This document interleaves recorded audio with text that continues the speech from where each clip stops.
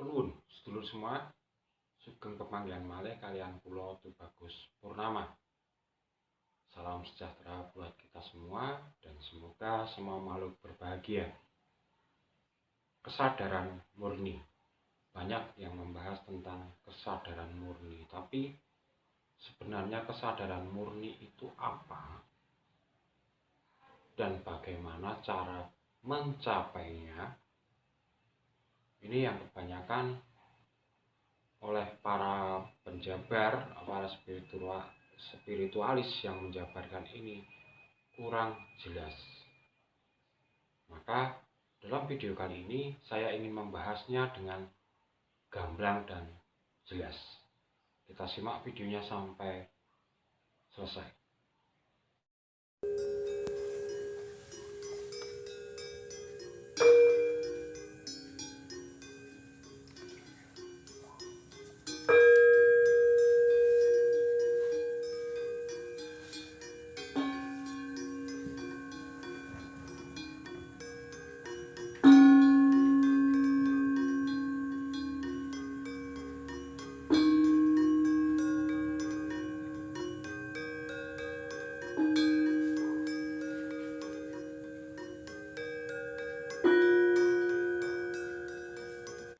Kesadaran murni.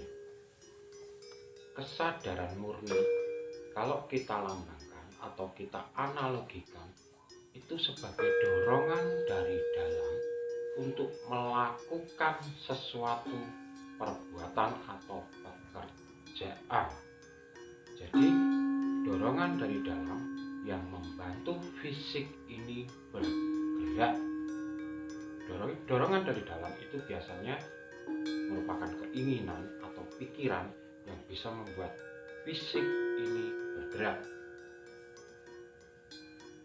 Itu yang pertama. Kesadaran murni itu kalau kita analogikan ibarat orang yang ingin pup. Dorongan itu secara spontan, kalau bergerak dan sudah lepas, sehingga kita mengerjakan sesuatu dan lepas. Perbedaan dari kesadaran yang biasa dengan kesadaran murni seperti apa? Perbedaannya adalah kesadaran murni itu memakai rasa sejati. Segala tindakan atau perbuatan yang memakai rasa sejati.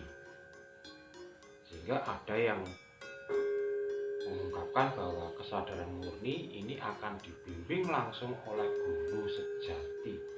Guru sejati ini sebenarnya apa? Guru sejati adalah rasa sejati itu sendiri. Kalau yang digerakkan oleh pikiran, digerakkan oleh angan-angan, itu bukan kesadaran murni, tapi kesadaran jaga. Orang menyadari tapi terjaga dan melakukan segala apapun yang dipikirkannya sehingga mencapai angan-angannya, itu kesadaran jaga. Sedangkan kalau kesadaran murni, segala tindakan tingkah laku yang didasari oleh rasa sejati. Rasa sejati ini apa? Rasa sejati ini adalah rasa yang dilandasi oleh kasih dari Gusti dan dari Tuhan serta alam semesta, sehingga rasa sejati ini akan selalu selaras dengan alam semesta.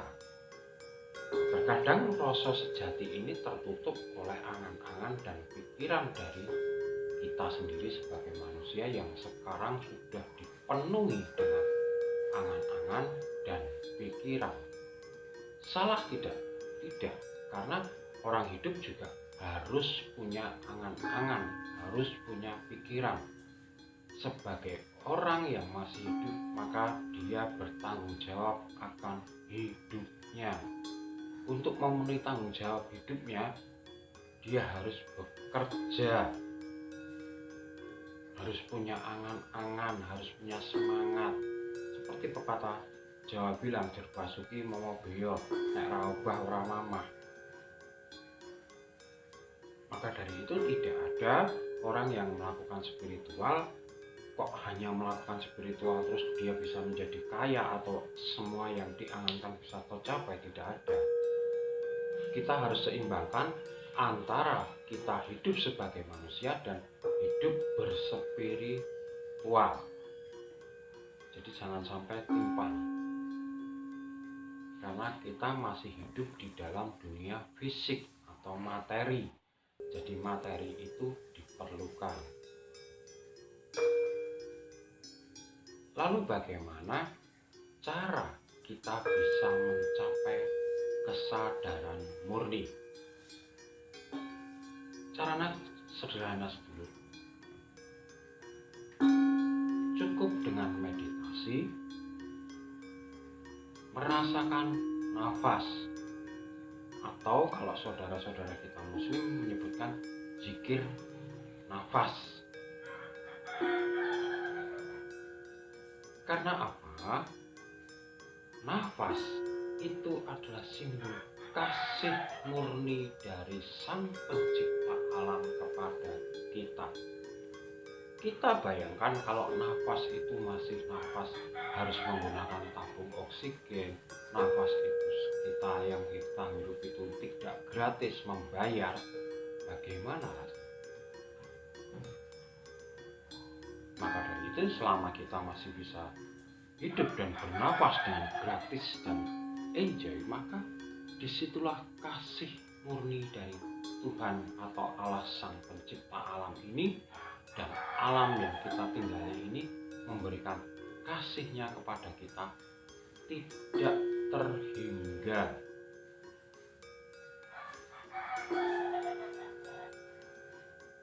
Nah, kita merasakan itu.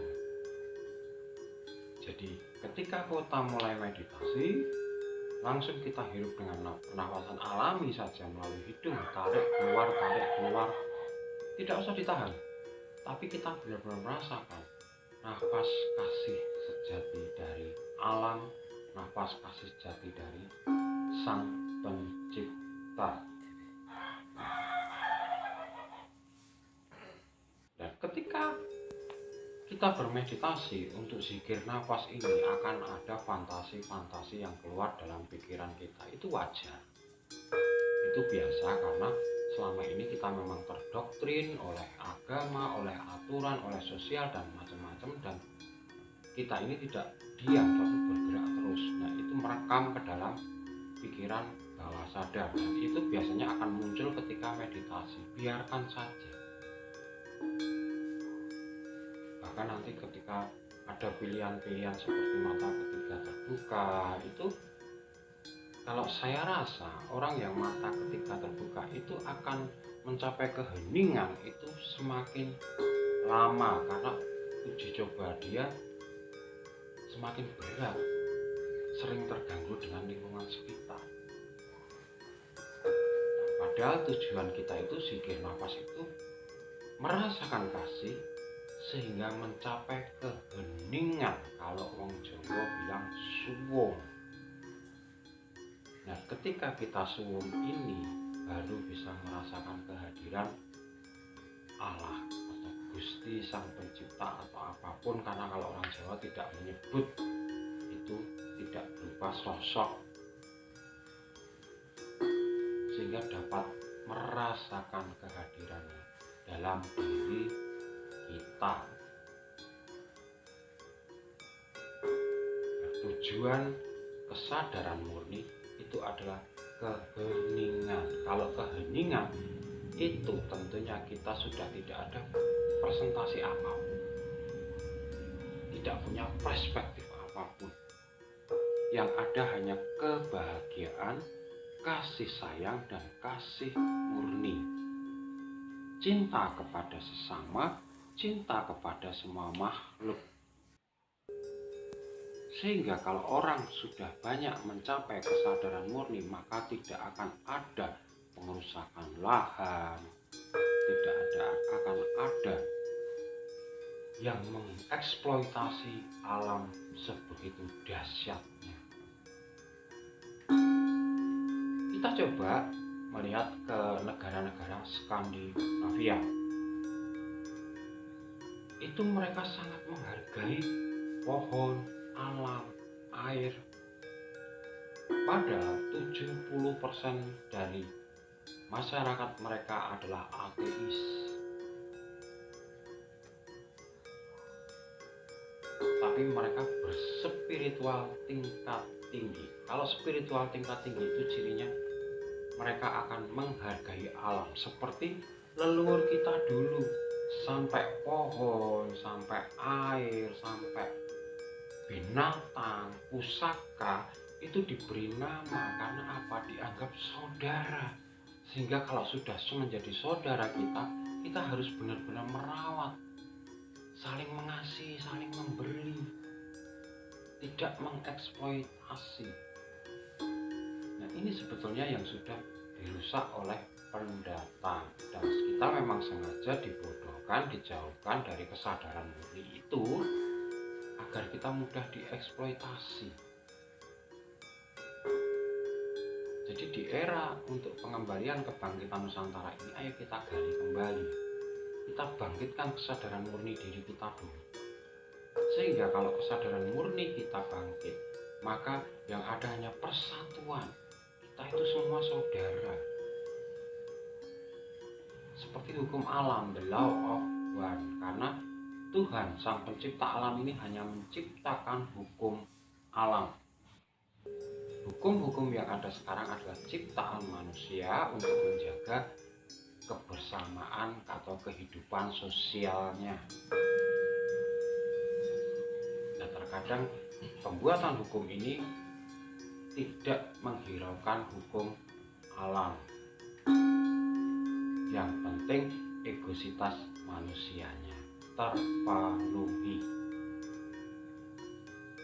Nah, jadi sedulur, kesadaran murni itu adalah dorongan dari dalam melalui merasakan kasih Tuhan atau kasih Gusti yang berada di dalam hati, bahwa kita masih bisa bernafas dengan gratis. Dan seandainya ada fantasi-fantasi dalam meditasi, biarkan saja, kembali lagi kita fokuskan ke nafas.